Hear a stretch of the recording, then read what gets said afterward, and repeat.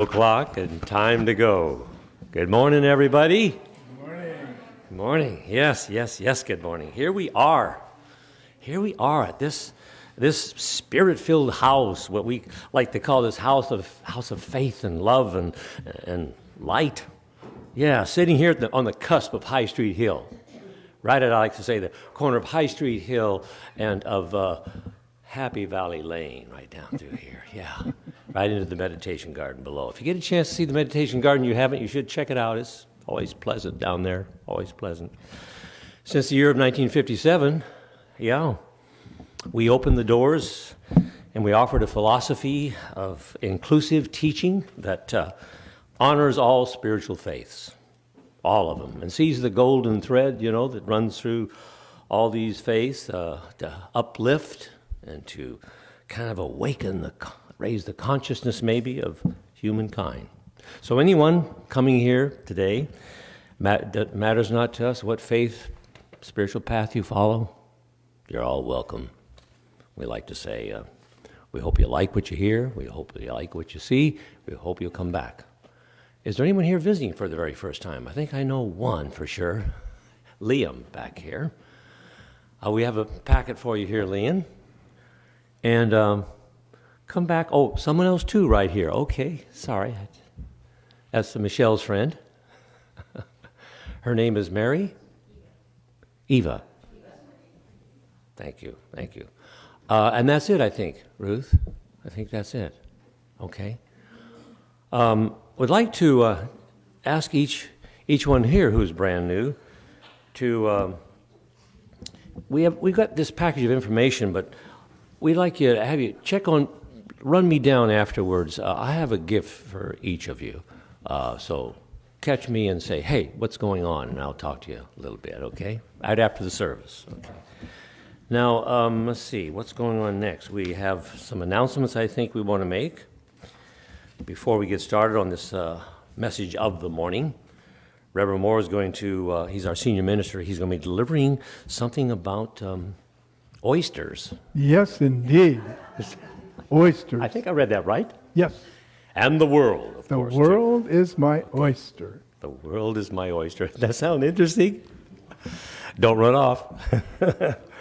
Okay, next week, I've been given the task, the privilege of doing the topic that Reverend Maur is going to be doing today, but mine will be called Living Curiosity Out Loud. Mm-hmm. Figure that one out. We'll see how that works out. Now, also, Woodland Chapel's annual meeting is today after service, right after service. And right after service, also, we are going to have some soup. Good soup. This is soup. It's what we call, I don't know what it's called for, but it's soup for our fundraising. There's a soup for the soul. Okay, that's better. Thank you. $3. How can you go wrong? $3. 1, 2, 3. And if you don't have $3, just put a blessing in for us, But if you got $100 you'd like to give for a bowl of soup, go right ahead. We're not going to stop you. But welcome. We'll get started on that. A book sale is coming up in March, but we're going to have more information on that as we go down the road here. And we have a new class, and I'm going to ask Reverend Maur if you wanted to talk about that. It's a great new class. Mm-hmm. Anything you want to say about that, Reverend Maur? Well, it's a class that's been reworked. Actually, it's called Spiritual Economics, and it's been many, many years ago since we've taught that class, but it's completely revised, so it's brand new. And it just really gets to the idea of what is it that brings prosperity into your life? Where does it come from? And what does your relationship to God have to do with your prosperity? Yeah. How does all that work? Yeah, that's what it's about. It'll be a fun class. Sounds it's 8 weeks. 8 weeks. All right. And the time on that, again, is we're going to start, let me read this here. It's 6 p.m. Is it? It's 6 o'clock in the evening, or it'll be in the afternoon. Right now we have 5 people signed up for the morning session, I should say, 9:30 on Thursdays, and it's starting March 3rd. And if we have enough people, we'll have a session in the evening, which would be starting at 6 o'clock on February 28th. Okay, got that? Sounds good. Okay. I think it's time for us to do some singing, don't you? Sounds good. We have a nice song right here. Look in your program, and there it is, ready to go. It is well with my soul. I'm going to be a little different this morning, Okay. and I'm going to pretend that you're the choir and I'm the choir director. I have to save my voice for later. So you're going to sing. Ready? Here we go.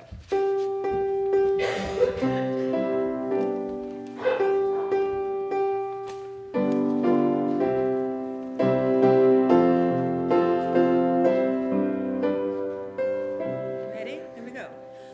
And peace like a river.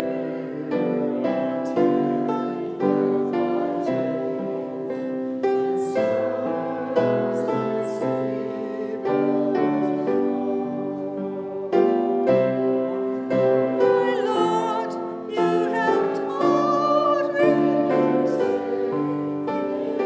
well with my soul. It is well, with my soul.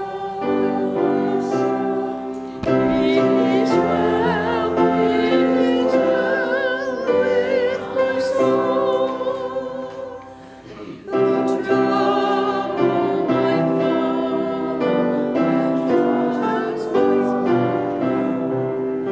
father is as sure as the trouble that God regarded my need for love. Praise to God, my soul. It is well with my soul, It is well, with my soul. A little louder. And on is the day when my faith shall be silent. Clouds will roll back as it swore, as inward I look, and I find only life. Even so, it is well with my soul. It is well with my soul,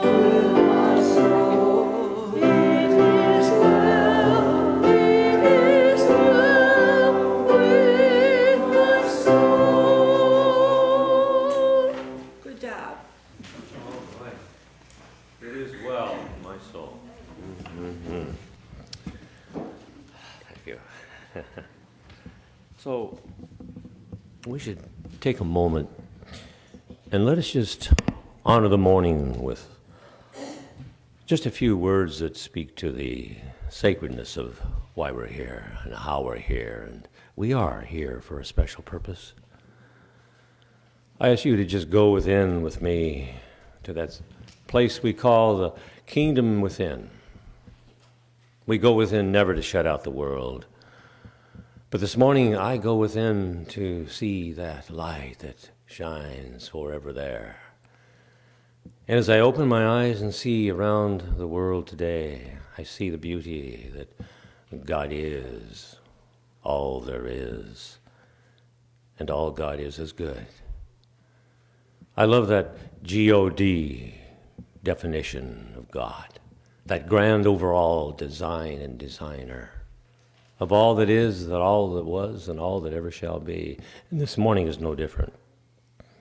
This morning holds all the beauty, all the possibility, all the grandeur. And the message that's coming this morning will bring forth the light of the world, opening the world like an oyster and seeing those wonderful gems of the morning. So in my very next breath, I just say thank you for this wonderful morning. And I give thanks and let everything go out into the listening ear of the universe to come back here to us full of the goodness that the divine has for not just each of us, but for all of us. And if you can agree with anything I've said this morning at all, just on this breath, why don't we say together, and so it is. Yes. We have also an affirmation on the program. If you look at the program, let's read that together in one voice. As I open my life like an oyster, finding that pearl of great price, I choose peace.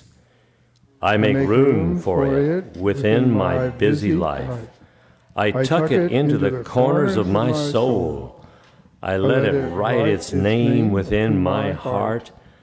I give great thanks for what it reveals and brings to all that I experience and to all that I am. And so it is. Oh, that says a lot. We at this time like to have an inspirational reading, and we're privileged to have Susie. She's coming forward.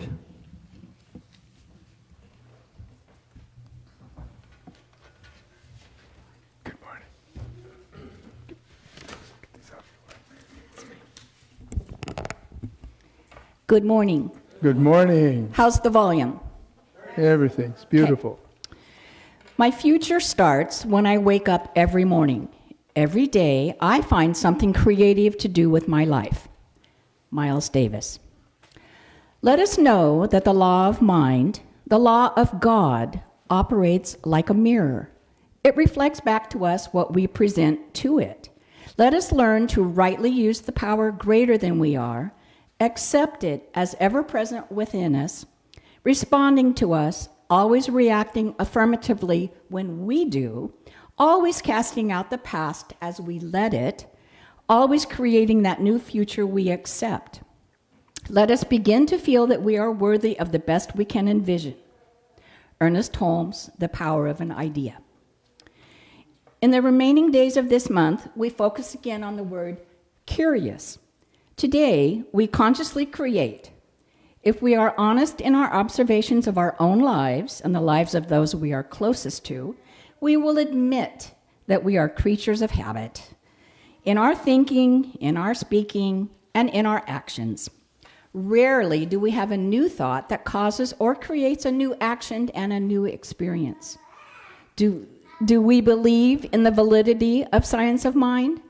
Do we believe in it with such commitment and conviction that we are ready to apply the practice in a consciously creative way? As Holmes says, quote, affirmative prayer means an affirmation the mind consciously uses for a definite purpose, which it believes is accomplished as much as it can, even though it hasn't seen it, unquote. What is the definite purpose we are willing to set into motion to consciously create as part of the process of manifesting a world that works for all? Are we okay with the business as usual model many operate on? Either way, the law of mind says yes. So why not choose to create a more life-affirming experience? And affirmation. Today, I consciously and deliberately choose what I create with my thoughts, my words, and my actions. And the law of mind says yes. Yes. Good job, Susie.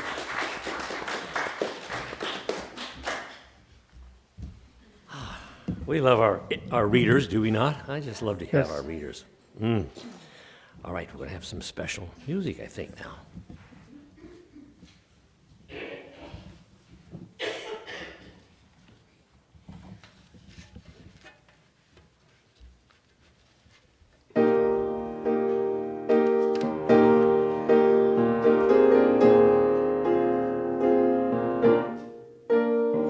I'm making a journey gone, the strip gray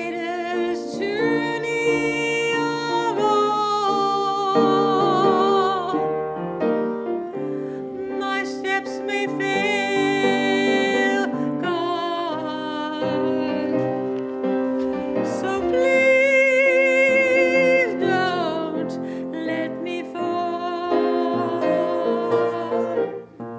The way is narrow, Lord, and sometimes I feel alone. And when my heart fails God, I softly pray this song.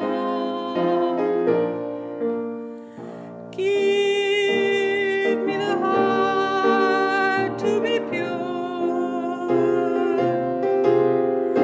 Give me the faith to be sure. Give me the strength to endure. All of my tribulations.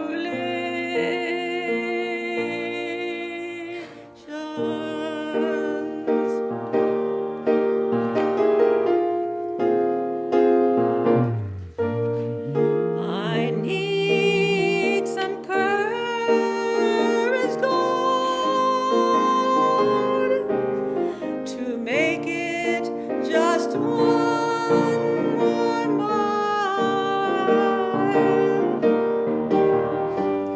I want to hold your hand, and I want to see you smile. Give me the heart to be pure. Give me the faith to be sure. Give me the strength to endure.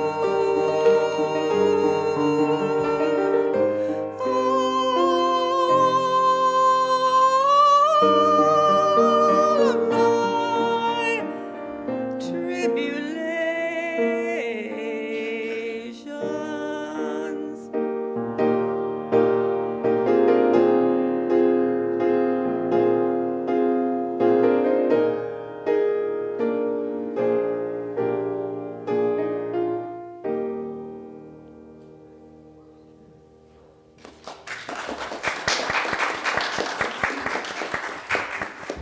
Thank you, Kathleen. Kathleen used to teach and lead our choir here for a long time, years ago. Now she comes and sings for us occasionally to bless us. Thank you, Kathleen. Okay. Now we're ready for Reverend Maur Oh, Horton. wow. All right. Every Okay. ship needs a rudder. Every church needs a guy who can carry us forward. And here's Reverend Maur. Thank you. Oh, what a joy it is to be here again this morning with you. I love being here at Woodland Chapel, and I really relish these times when we get to actually speak with one another and cover some ideas about what's going on and drop things on the floor. All right. Good morning. Good morning. We're going to talk about the topic assigned to us by our Centers for Spiritual Living, or suggested. It's called "The World is My Oyster," right? Okay, before we start shucking oysters this morning, let's give some thanks. Let's thank Kathleen and Patty, I think it is, yes, for our wonderful musical introduction. Our beautiful meditation this morning by practitioner Cheryl Ostrander. Our invocation by Reverend Don. And, you know, there's a lot that goes on. What do we want to say? Oh, we can't forget our reader, Susie Onstop. Thank you, Susie. Beautiful job reading. It brought that text right to life. And we don't want to forget those who are kind of like almost in the background, and that is those who prepared our soup for the soul. Who all had a hand in soup for the soul today? Anybody? Raise your hand. 1, 2. Okay, yeah, there's a couple. All right, wonderful. Well, thank you for your efforts, and I'm going to enjoy that soup before we start our annual meeting. So we just are, well, let's give them all a hand. Just let them know that we appreciate the team that brings this all together. Now, the theme, as I said, is the world is an oyster, and I suppose that means that what is it about oysters that we really like? Well, what we kind of like about oysters, besides if you like to eat them, is pearls, right? We love pearls, right? Now, pearls come to us by way of an irritable thing, right? Do you know that every pearl starts with something? Now, we've been told, I think, in the past that a grain of sand will get in and make a pearl. I did a little research and found out that's not true. If grains of sand were all that we needed for pearls, the whole ocean bottom floor would be littered with pearls, right? It doesn't work that way. Only about 1 in 10,000 oysters produce a real pearl. So pearls are cultured these days. And you know what they start a pearl with? It requires human intervention. Another pearl. Apparently, they take a freshwater pearl and they put it into an oyster in the ocean, and the oyster then creates the pearls. And these happen to be a beautiful strand that my wife has, and she let me loan them. She loaned them to me today for the demonstrative power of seeing the pearl.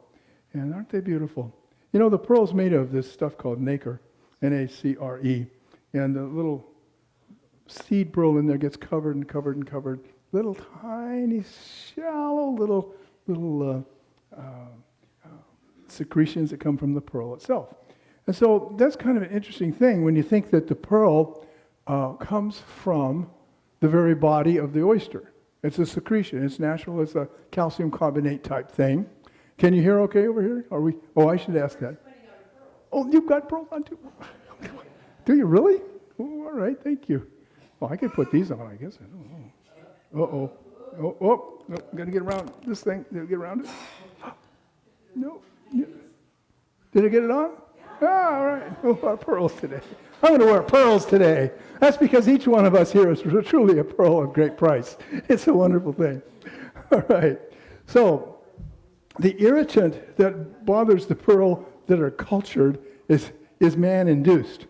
This made me think that when we learn how to handle irritating situations, we have to introduce the conscious power of our choice.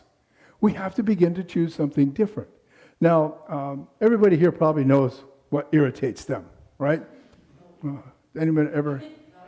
Not a clue. Anybody ever had a little gravel piece or something get in your sandal while you're walking along? Yeah, okay, kind of irritating, isn't it? Irritations can be physical like that, or they can be mental.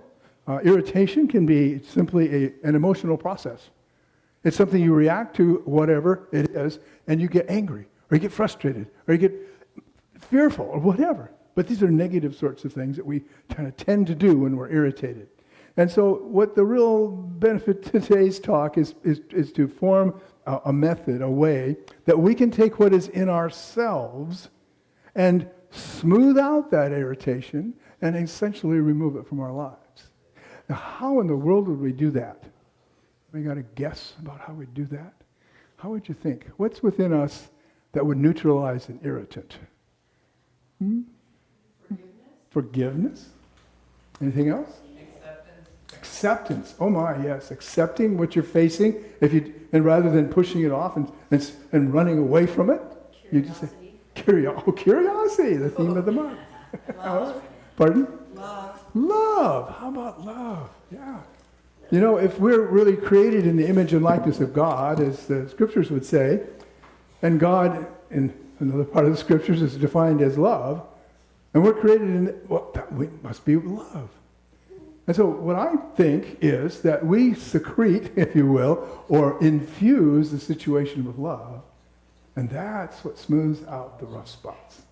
That's what really makes it work. Now, I'd like to tell you a couple stories today. One is the story of Juan. We don't know Juan. Juan was, I was sitting back there just ahead of Donna and the baby there last Sunday, and Reverend Don came up to me and whispered in my ear, "There's a fellow downstairs, and he's eating some food in the back of the hospitality area, and just, you know, he seems to be okay, but, you know, just keep an eye on him." I says, "I'll go down and keep an eye." I said, "No, don't worry, Don.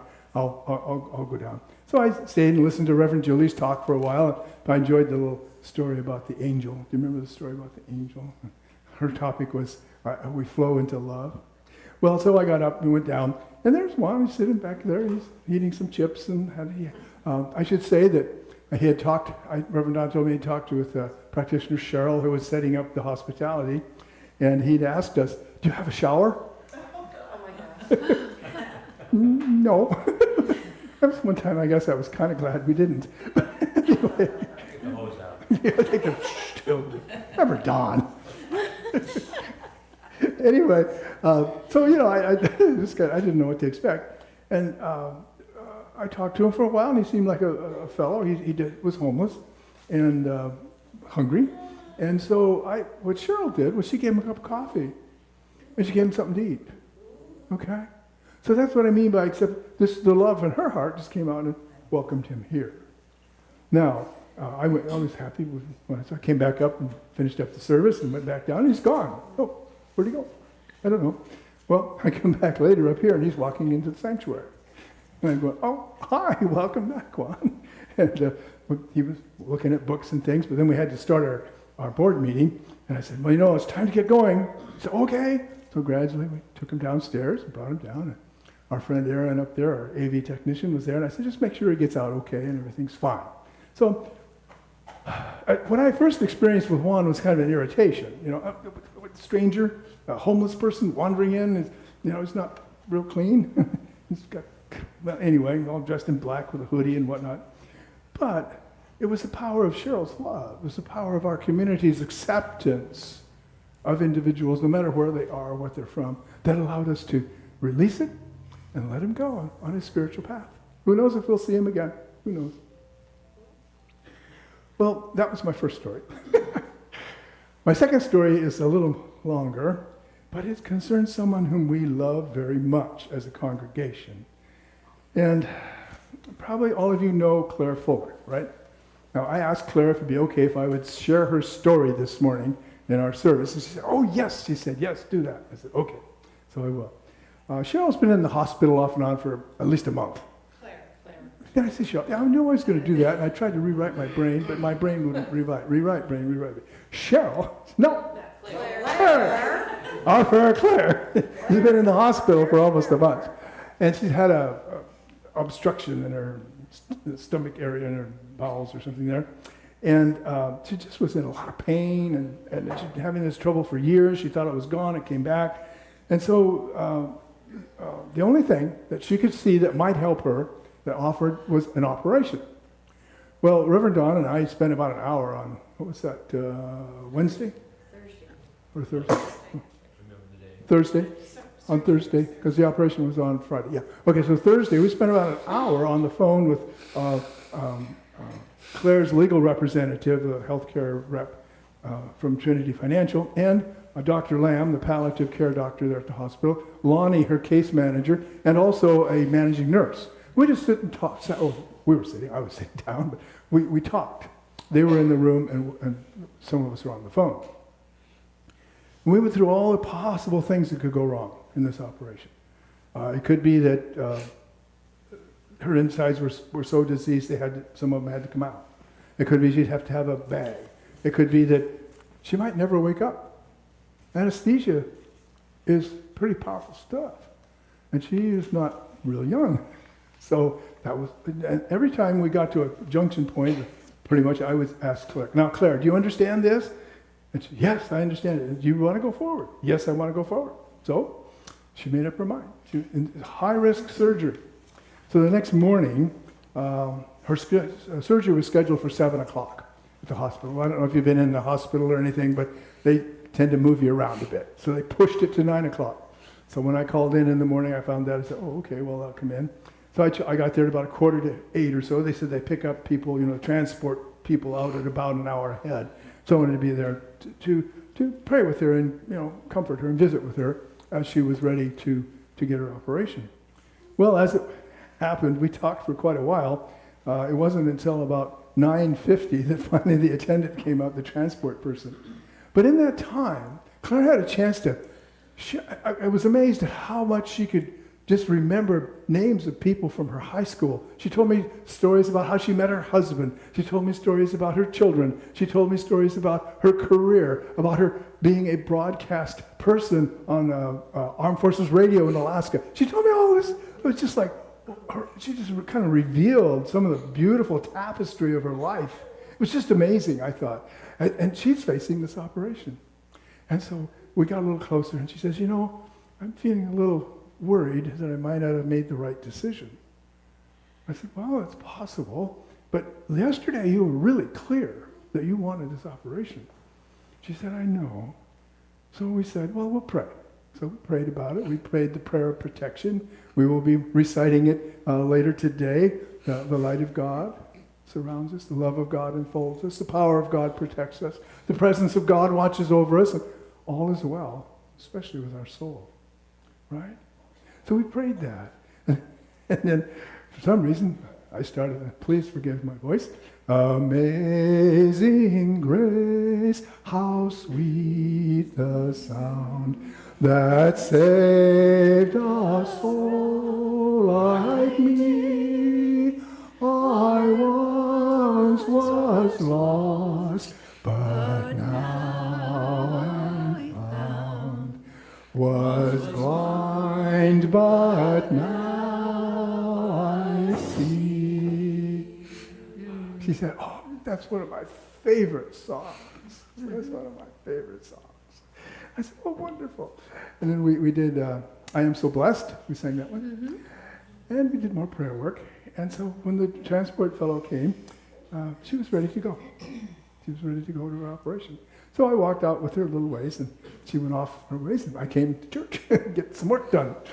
Well, I know the story's a little long, but we're going to finish it. So I had, she had given Reverend Don and myself what they call a PIN number. You know what that is at the hospital, the access to records and so forth. And so she, about 2 o'clock, hi, yeah. Okay, thank you for joining us. Yeah. We appreciate all ages here. About 2 o'clock,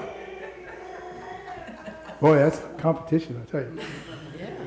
About 2 o'clock in the afternoon, I got a call from a surgeon, Dr. Kelly Daly, and she was part of the team, and she had called Dawn and now me, and said, well, the operation was a success. There was no disease material in her. We were able to just hook her up naturally. We did make a little hole in part of the bowel, but we've sewed that up as we always do. And she's just a good candidate for recovery. And she was in the recovery area. Well, about 4 o'clock when I called, the charge nurse on her floor, Claire was still kind of out of it because of all the anesthesia. So I didn't go in. But then on Saturday I called in the morning. And you wouldn't believe it. She was just so cheerful. She said, the first thing I noticed after my operation is I can breathe easily. Really? She said, you know what? They let me have some water to drink. She hadn't had anything to eat for a couple days. And some chocolate pudding. I was really excited about the chocolate pudding. And she said, I don't have much pain. I said, really? Yeah. Well, I found out later she was on Dilatin, which I guess is a fairly strong painkiller. But she did have an operation after all, But she was just so cheerful and so upbeat about the whole thing. I said, okay, well, I probably won't come in today, but we'll talk later. So we did. Claire has been estranged from her daughter for maybe 20 years, for a long time. Mm-hmm. That was one of the things she shared with me in one of our talks one time, visits one time, and I think also in the hospital there. And so I was really surprised. I called it about, 5 o'clock, 4:30, somewhere in there. That'd be yesterday afternoon. That's Saturday, right? Yeah. And I said, how are you? And she said, I'm having the best day of my life. I said, well, what happened? My daughter Julie and her husband is here, and they're visiting with me. It's the first time I've seen them in ages. I said, oh, Claire, I'm so happy. This is true. They came down. Yes. Did you part of that? Did you call them or something? I got them connected. They did. They came down. They're here today, this morning, but they couldn't come into the service. They had some other things they're doing. But yeah, so her spirit was just totally full of life because of this. It's the best day of my life, she said. And I said, well, wonderful. I'm happy for you. I'm going to get off the phone and let you visit with your daughter. And so we did. So that's kind of the story of Claire this morning that I wanted to share. I wanted to share it this morning because I feel like it fits right into our topic. You know, physical irritation can be pretty terrible, especially when it's recurring and it's painful, really painful and so forth. But again, through the power of love in Claire's heart for herself and for her family, the irritation part is passing from her life. Just going away. It's being moved on. It's not become a permanent thing for her. It's been released. And that is so beautiful. It just moves my heart to hear about that. And that is a key metaphysical or spiritual principle. That when we allow the love of our inner being, that divine goodness that dwells within us, that is always present everywhere, is present in us, around us, through us, operates in and through us. In it we live and move and have our being. We've said that many times.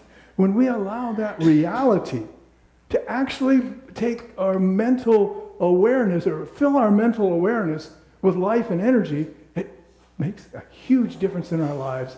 And it makes it possible for us to release these irritants that come into our life. No matter whether they be physical or emotional. Doesn't really matter. Now that is a way of handling personal irritation or personal issues. But you know, the same basic metaphysical principles apply whether we're talking about individuals or we're talking about our society. They really do. When we are able to see what displeases or distresses us, and rightly so, makes us uncomfortable. I mean, if you talk about the earthquakes, or you talk about the wars, or you talk about the diseases that come, or you talk about the hatred that's expressed, those things are troublesome. They're irritating. Well, for me anyway. But still, the answer lies within. The answer it starts with every individual person accepting the fact that they can make a difference in their own world. Each of us has experience doing good works or doing things that help other folks, right? And it may be simple. Maybe something as simple as sharing a smile, simple as sharing a hug here at church, for example, or it might be going out of your way to make it easy for someone to go through the grocery line. I had that happen just the other day. I had just a few little things. This lady had a big cart. And she said, "Oh, would you like to go ahead?" I thought, "Thank you." I was in a rush. I forget why. I think I had to be here or something. Anyway, when we take action that comes from the goodness in our heart, the love in our heart, and express it more widely, then we contribute to the healing of the world, to the smoothing of the pathway. All things will be made smooth, right? And so what I would like to invite you to consider this question. What is it that we as a community can do to create a smooth path for love to flow for people? We're going to consider that a little bit in our annual meeting that comes up shortly after the Soup for the Soul. There's a couple of ways we can do that. One of probably the most efficient way for us, being as we're not a large congregation, would be to partner with another outside group.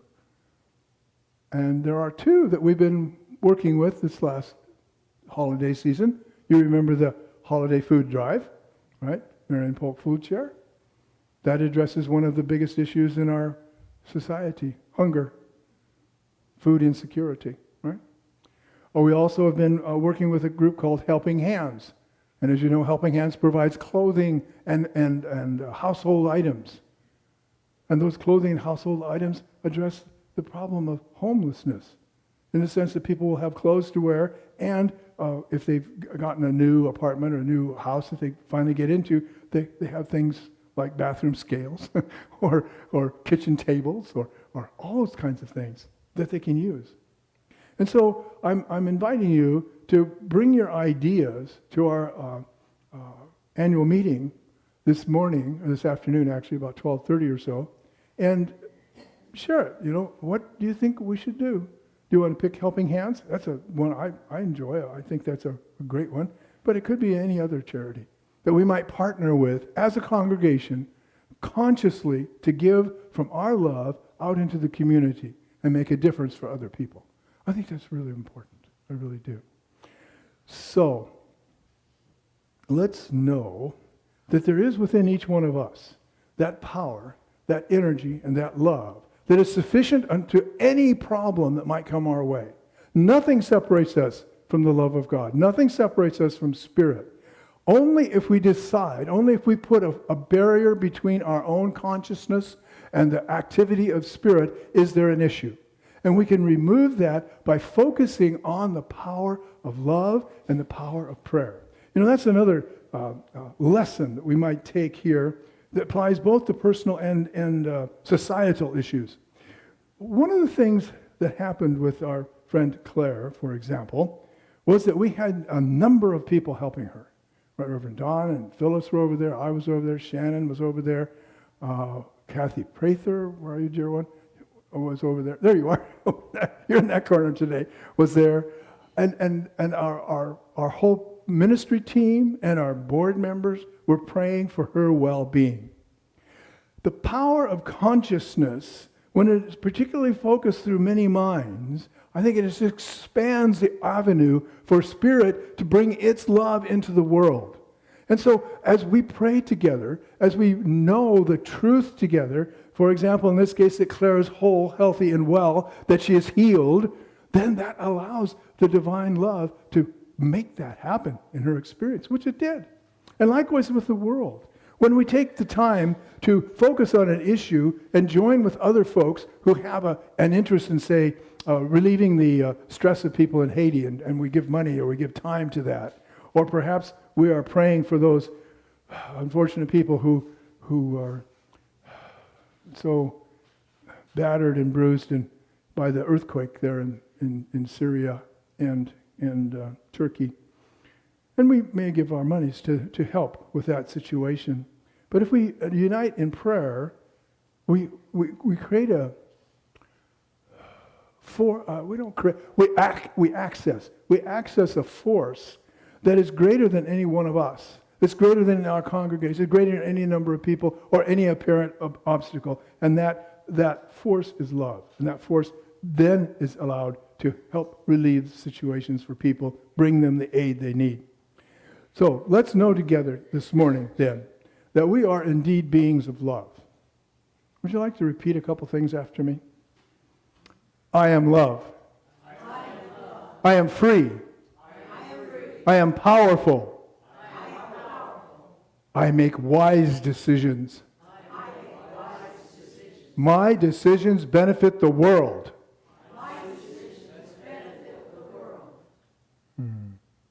That's the truth. You've just spoken it. You've just spoken it from your own hearts. That's the truth. And that's our message for this morning. Namaste.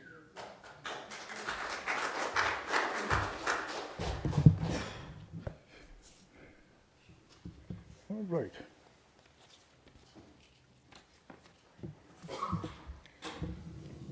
I think we have some special music.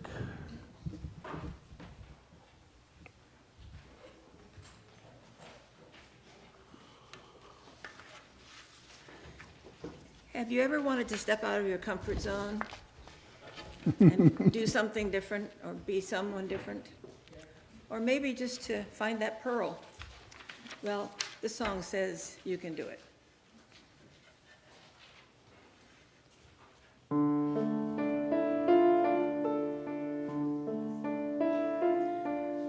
Let me fall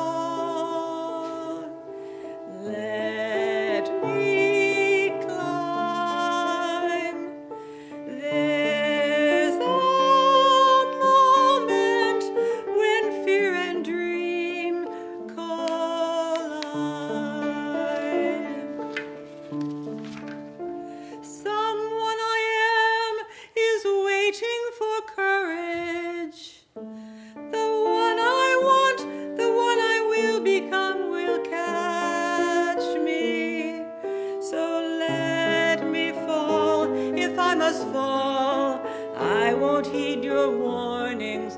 I won't hear you. All I ask, all I need, let me open whichever door I might open. Let me fall. If I fall, though the phoenix may or may not rise, I will dance so freely, holding on to no one. You can hold me only if you too will fall away from all these useless fears and chains.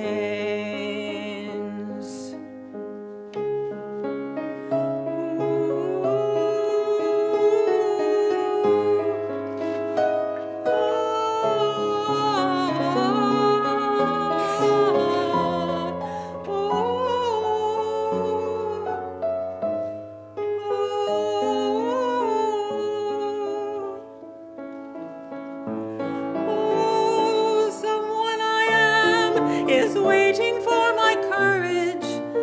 The one I want, the one I will become, will catch me. So let me fall if I must fall. I won't heed your warnings. I won't heed.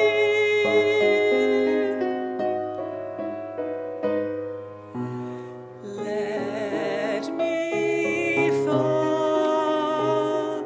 If I fall, there's no reason to miss this moment, this perfect one chance. Just let me fall.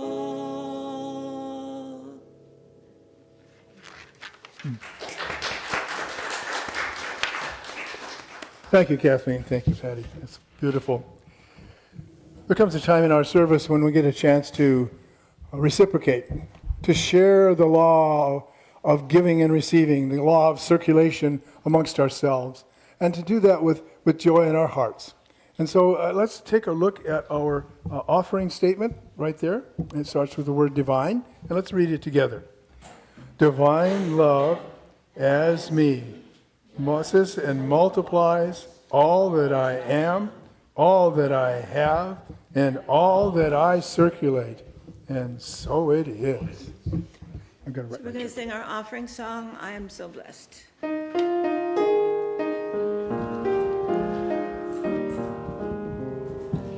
am so blessed, I am so blessed, I am so grateful for all that I have. I am so blessed, I am so blessed, I am so grateful, I am so blessed, I am so blessed, I am so blessed, I am so grateful for all that I have. I am so blessed, I am so blessed, I am so grateful, I am so blessed.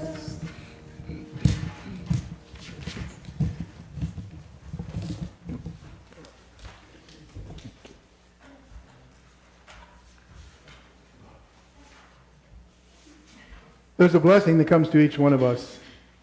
That in fact is each one of us. For I know that the goodness of God, the goodness of life itself, is incarnated in each one of us, as it is in all people everywhere. As we become aware of this, we can give freely because we know the supply and the abundance of the world comes to us. For the world is our oyster, and it provides protection to us even because we know that the universe is always for us and never against us. And so it lets us to become that pearl of great price that expresses itself through giving and through loving and through supportive actions and forgiveness and compassion and all the good qualities. I'd like you to repeat one more affirmation with me. I am the pearl of great price. I am the pearl of great price. And so it is. And so it is. Okay, what's up next? Oh, yes. Yes. All right, you might like to stand for this and for the song that follows. We'll use the power of the prayer of protection, which we talked a little bit about already. And so if you'd like to read that together, or say it if you know it by heart. The light of God surrounds us. The love of God enfolds us. The power of God protects us. The presence of God watches over us. Wherever we are, God is, and all is well. If you'd like to form a big giant circle and hold hands, we could sing, Let There Be Peace on Earth. The words are in the program. Hi, Simon.